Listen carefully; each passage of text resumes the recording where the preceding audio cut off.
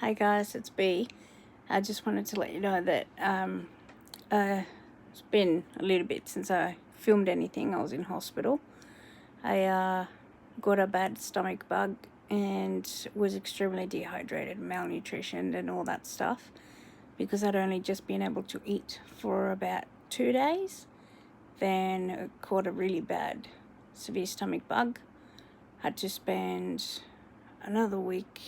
Was in and out of hospital, then was put into hospital for a proper just over a week on, sorry, I've got food in my face, on potassium and magnesium and fluids and all that sort of good stuff. Basically I came out looking like I had track marks because of all, so dehydrated I was very hard to cannulate.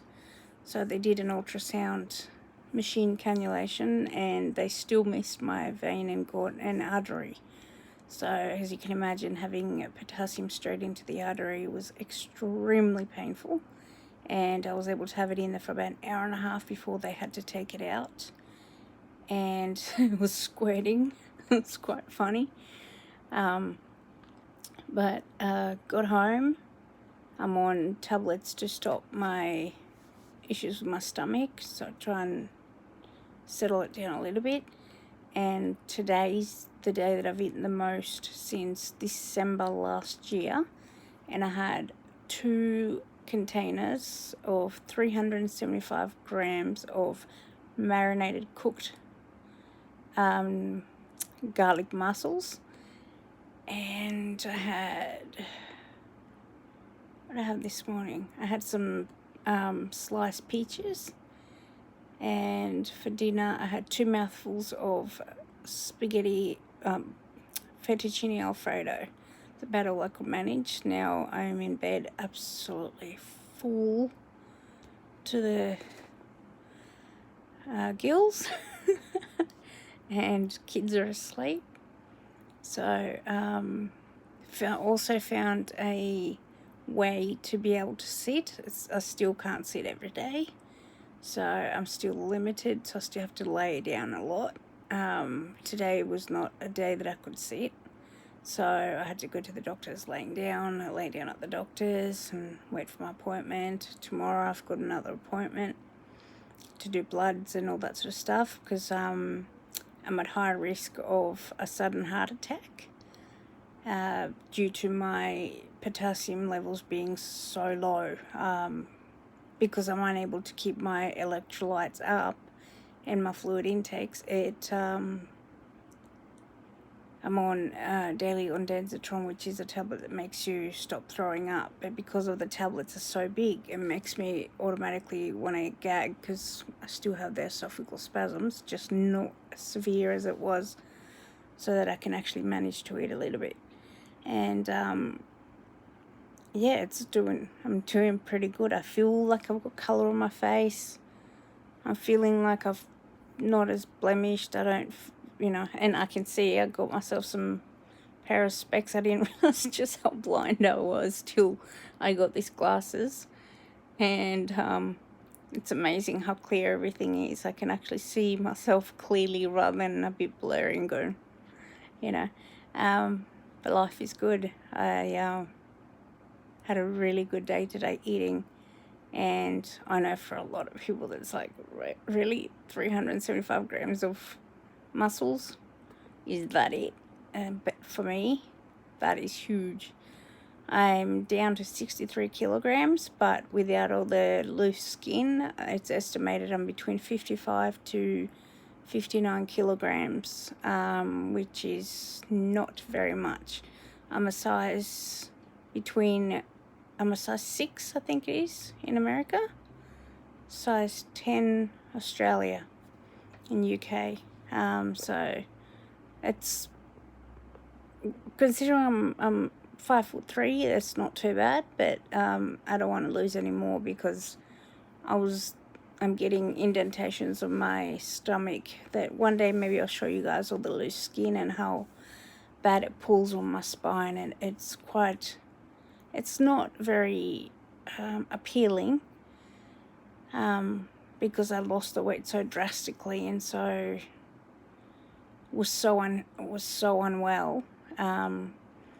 I forever owe my life to my specialist, who not only saved my life from my spinal bone growth, he put me on this trial medication that unfortunately went off the shelf, but for the 3 months I was able to be on it, it stopped my bone growing on my spine. And although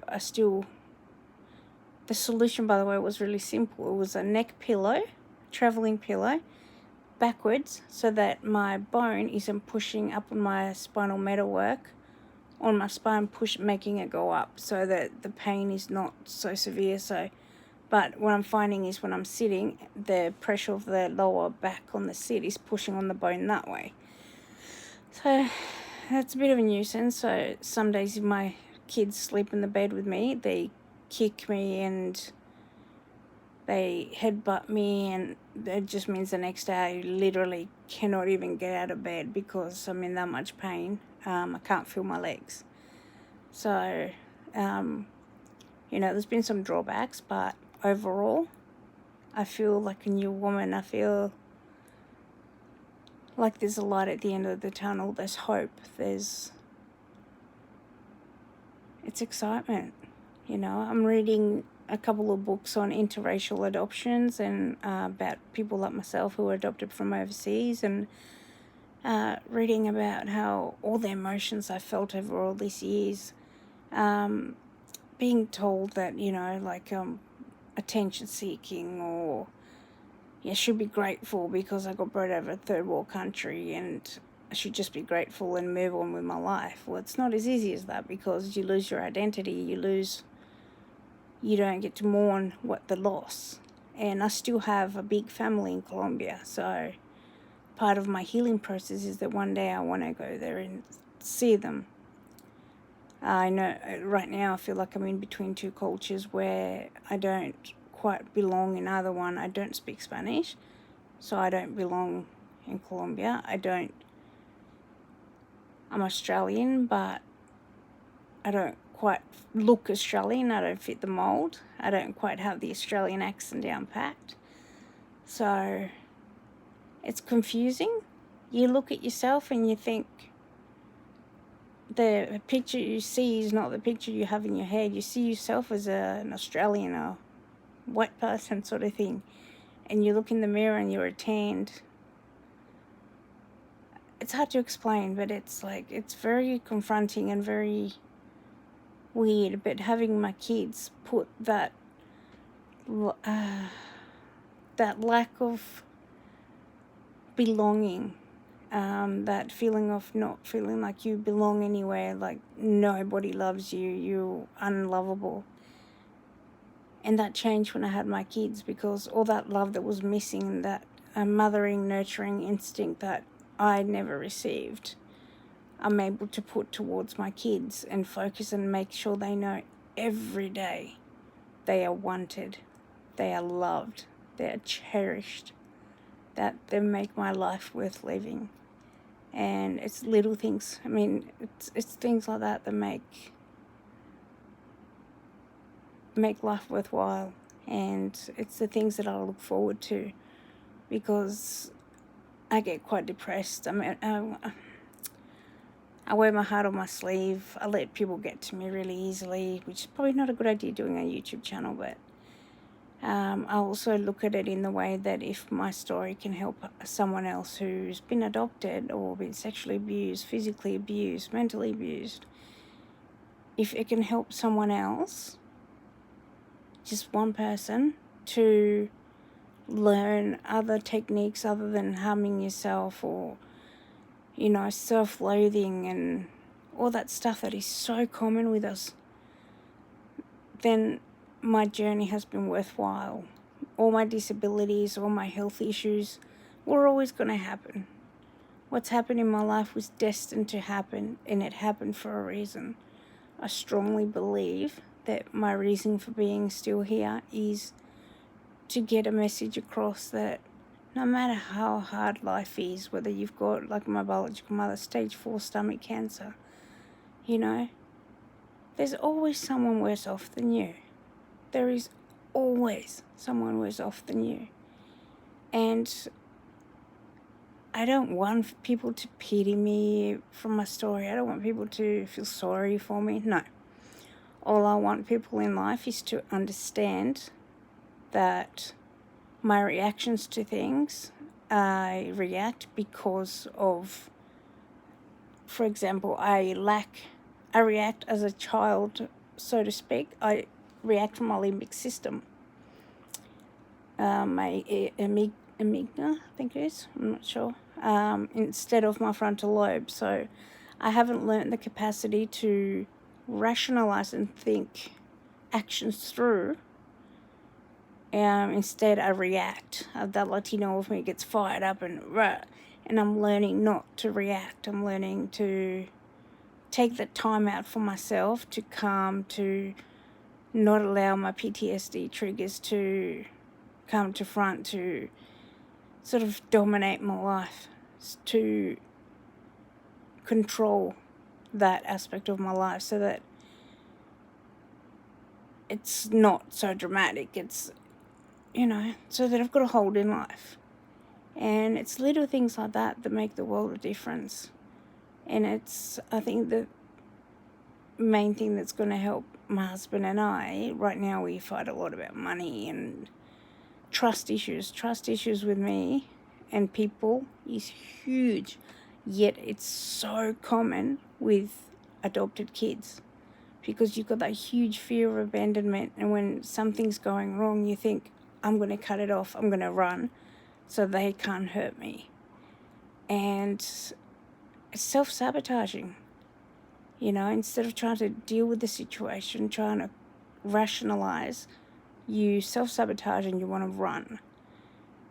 But I'm learning that if you talk rationally, take a couple of days off, think, then sit down and talk, you'll find that people are here for a reason. And my husband's had many, many, many chances to run. He's got a severely disabled wife. I've only just been able to drive for the first time in months. Literally months. I drove not very far, just to the local shop and back, and it was just, oh my God. I cannot explain to you what a feeling it was, sort of having that independence that, oh God, I'm going to cry.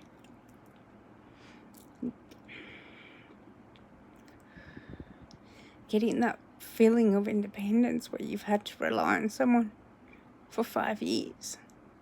There's times where I can't even wipe my backside or clean myself because I can't bend. I can't have a shower by myself for the fear of passing out.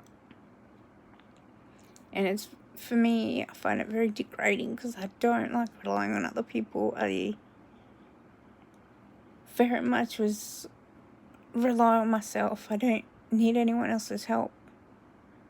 But finding that it's okay to ask for help, it's hard, but it helps you grow as a person. So,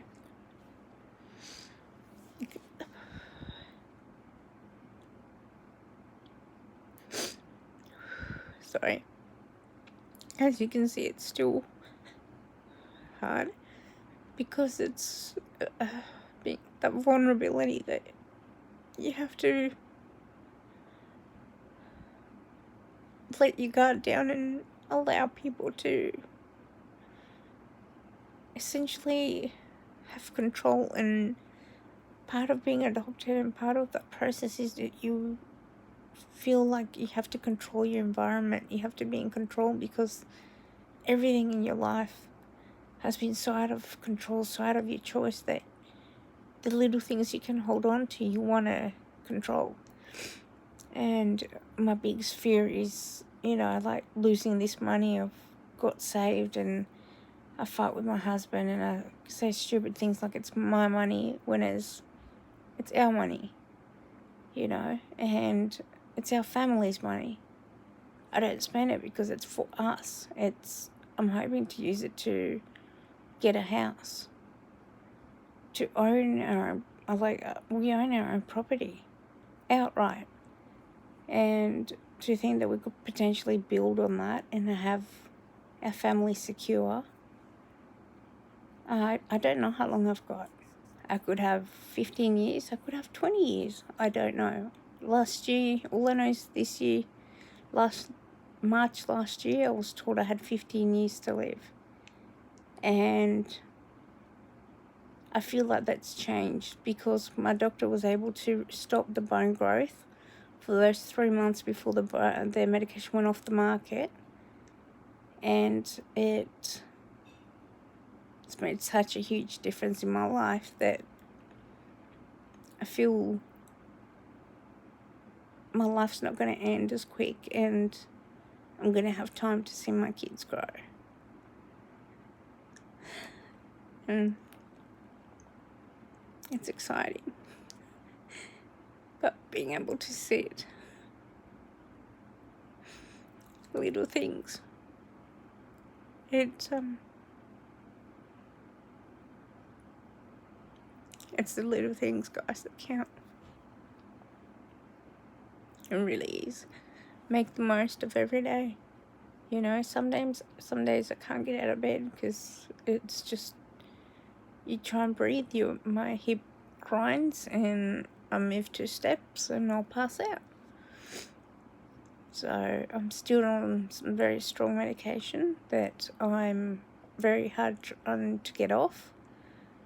And I'm working with the Board of Medicine to be on a trial for medicinal cannabis oil. At the moment, the ratio is 50-50. I should be getting it sometime this week for the first time. And it's going to take about a year to get the dose right. And then we can start reducing the opiate levels till I don't have to be on opiates. So it's just medicinal cannabis, which means that at times I won't be able to take it so I can drive. To me, that's I can go without my meds. I've limited, instead of my morphine sulfate every 1 meal every 2 hours, I'm taking it 4 times a day. So that's huge. So if I have to drop the kids to school, I won't take my medications. I'll ring ahead, plan to get the special entrance into the school so that I don't have to walk far. I can organise for the teacher to come and collect my kids, and then it makes life so that I don't have to risk passing out and then losing that ability to be able to drop them off again. But being able to drop them to and from school again is something I haven't been able to do in months, since the start of the year, because I passed out at the school and hit my head on concrete, and they got really, really worried and asked that I'd not walk my son to school anymore. So my husband's had to take a lot of that burden and a lot of that responsibility that now I'm hoping to be able to fulfill.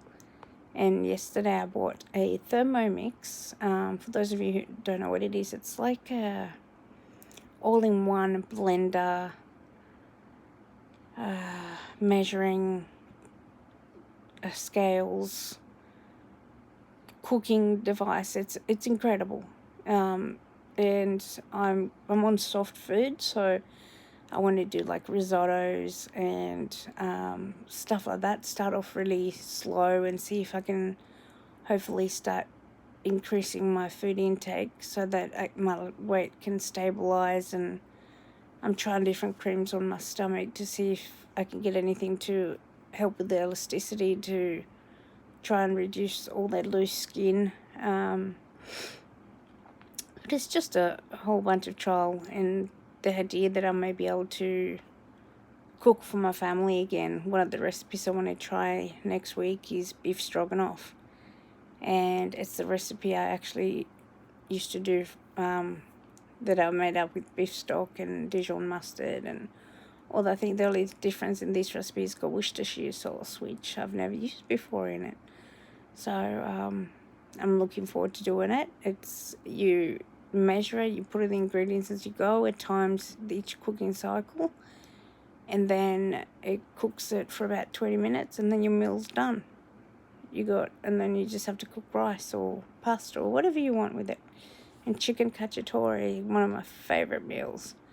The only thing I have to worry about is the acidity level of the meals, because it'll make an imbalance in my stomach, which would cause more severe spasms. So I've got to take it easy, can't go in hard. I've managed to eat hard-boiled eggs for meals at times. I can only manage to eat the whites at the moment. For some reason, the texture and the yolk, it's not something I can eat right now. The best way I can describe it is these conditions like you're pregnant. You're very sensitive to smells. Your sense of smell is very heightened. Your sense of taste is different. You can taste, like, even avocado, the texture is like, ugh, but I love avocado, and I know it is necessary because of the high protein and fat intake. So I have that with my sugar-free Powerades, which I empty half of and then top up with water, because even though it's sugar-free, I still can't handle how sweet it is, which is weird. But I found since having this condition, it's not allowed me to, I can't drink fizzy drinks at all. It really hurts. But overall, guys, I'm looking healthier. I'm feeling great. I even went so far as, I can't see now, but got my eyelashes done. So I even did my eyebrows the best I could with my demented hand. But it's another thing is I'm unable to write, so I keep a diary of my food intake on my notes in my phone, and that's working for me. So yeah, just wanted to update you guys that things are looking up. I'm feeling a lot better. Yes, I've spent probably 3 weeks of the last month in hospital, but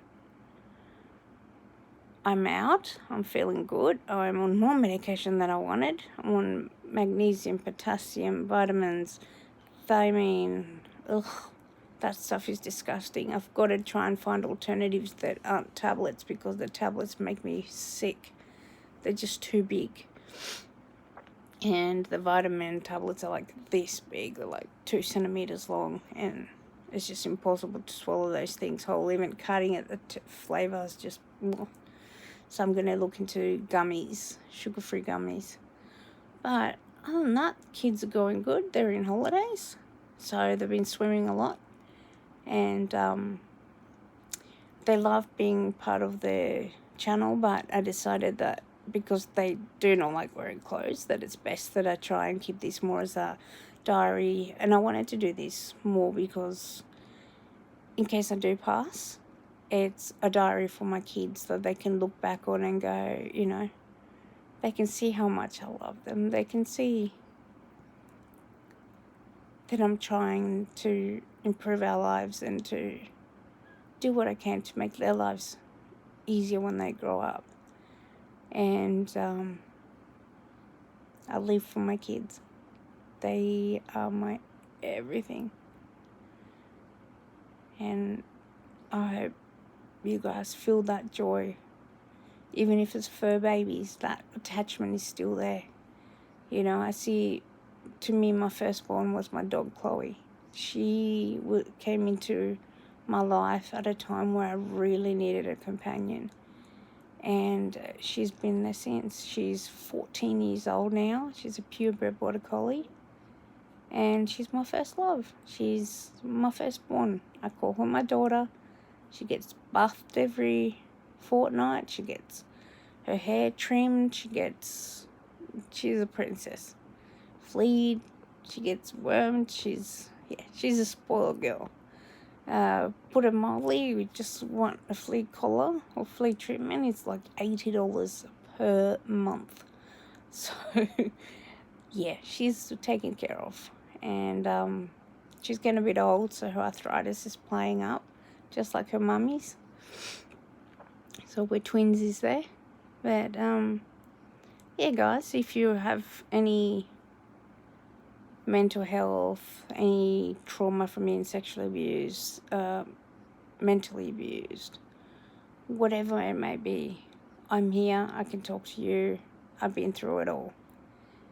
I'm an interracial adoptee, international adoptee, and I can relate to a lot of those emotions of being unable to talk to your adopted family, because one of ours was once we got here, was like, forget your past. And it's not that they were bad parents, not at all. It's that they knew what they knew and they did the best they could.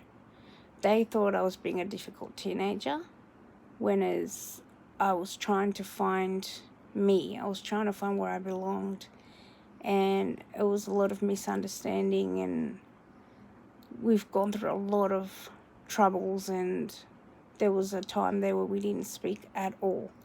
But no matter how long we didn't speak, that bond that I've always yearned for my mother, to be able to call her and tell her I was pregnant. I won't tell you what she said, because that broke my heart, still does to this day. But you know, little things that affect you, like the fact that neither of my adopted parents were at my wedding. I had no family and no friends there. I'm hoping for my 10-year wedding anniversary that we can renew our vows, and that can change, but I place no expectations, therefore I shall have no disappointment. So yeah, that's the way you got to look at things, is people are not perfect. We're all human. We all make mistakes. And they were not equipped to go from being, parents of nothing, owning a zoo, to parents of 3 kids, 1 preteen, who was used to being an adult. And so, of course, I rebelled. I'm like, I'm not a kid. You can't, couldn't speak the language, but, anyway, I'm babbling on. So, without any further ado, if you can relate, if you want to talk, comment, like, subscribe, and I'm more than happy to take the time to talk to you. One thing I'd like to let you know, I have no idea how to edit. I have no idea how to DM. So if you can give me advice and give me step-by-step instructions, then maybe I'll be able to do that. But for now, these are how they are, and it's me 100%, no BS. What you see is what you get. Warts and all. I have no warts, but you know what I mean. Alright, ciao. Love yous. Bye.